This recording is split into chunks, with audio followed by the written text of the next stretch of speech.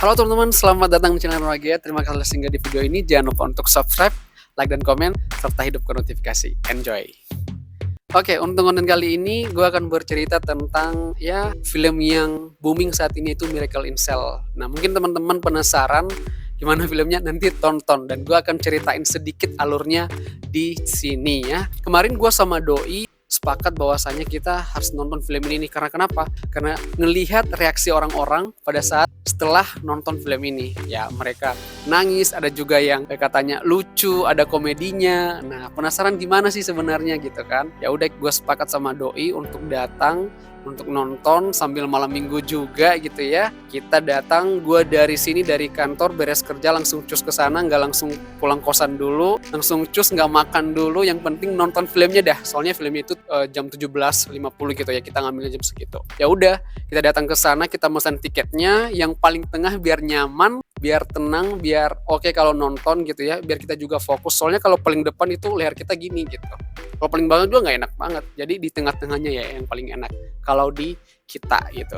Nah, oke, kenapa ya kita nonton film ini? Karena tadi alasannya yang pertama itu, dan setelah kita nonton ada hal-hal dan hikmah yang kita dapat di sini gitu loh ya. Jadi tetap pantengin konten ini, ntar gue ceritain apa yang kita dapat di film tersebut.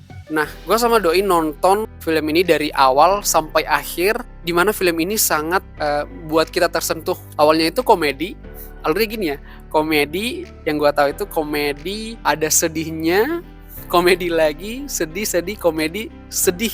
Ya, terakhirnya sedih.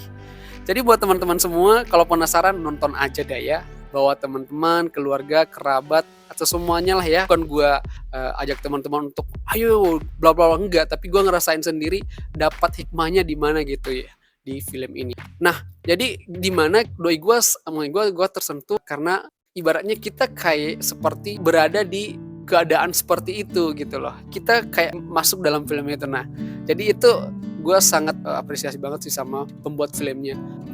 Awal pertama si Pak Dodo ini kan, yang peran utamanya itu dipukul sama polisi. Nah itu ya, gue kasih kisi-kisi dikit. Si Doi langsung mewek, apalagi Doi gue hatinya cepat tersentuh kan.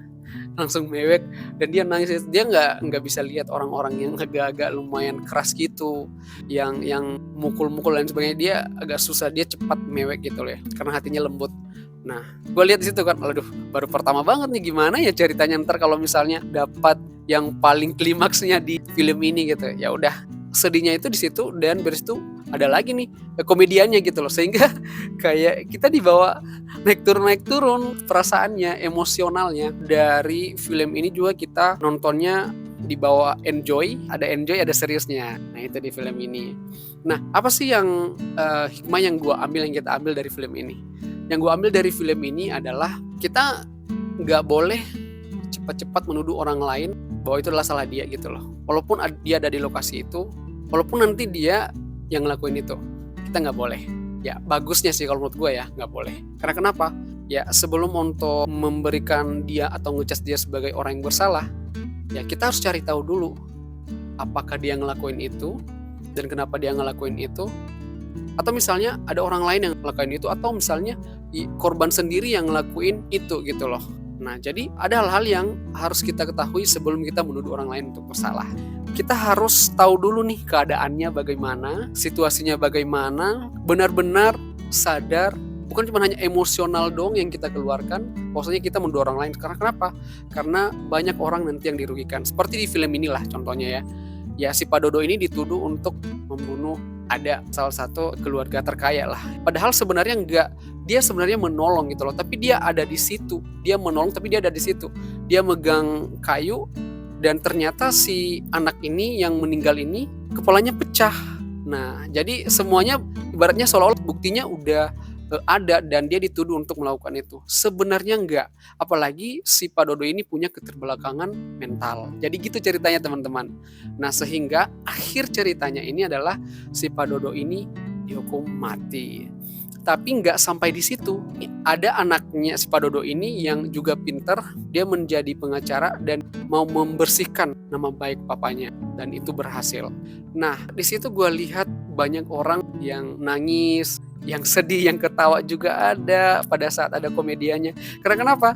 Di situ ada seriusnya dan komedianya itu siapa yang main coba? Rigen, ada vlog senior Om Indro, ada juga Denny Sumargo. Nah, itu banyak pemain-pemain yang senior-senior yang gue lihat kapasitas dan kualitasnya juga oke gitu di film tersebut.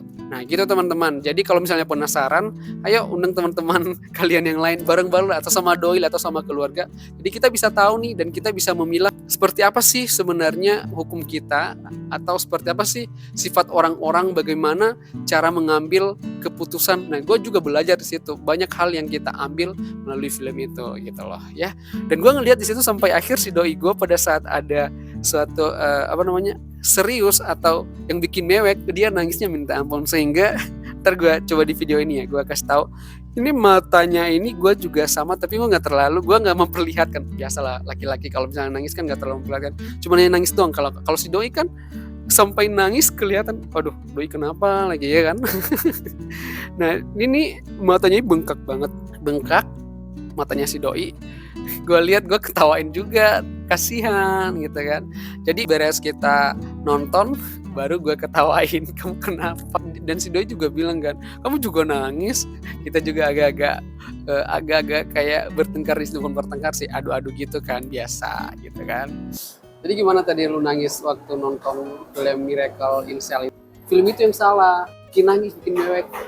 Lu doang yang nangis. Kamu juga nangis. Mana ada gua nangis. Ya udah, setelah itu kita baru kepikiran makan, kita ke tempat makan, pesan makan, kita ngobrol. Ya, kita ngobrol, berbagi sharing tentang film tadi. Apa sih yang kamu dapatkan gitu, apa yang gue dapatin, si Doi juga dapat apa. Kita sama-sama sharing. Dan pas kita makan, si Doi mesan cabai banyak banget. Cabai yang dipotong-potong itu loh, cabai rawit, cabai. Aduh. Jadi, kamu suka cabai? Yoi.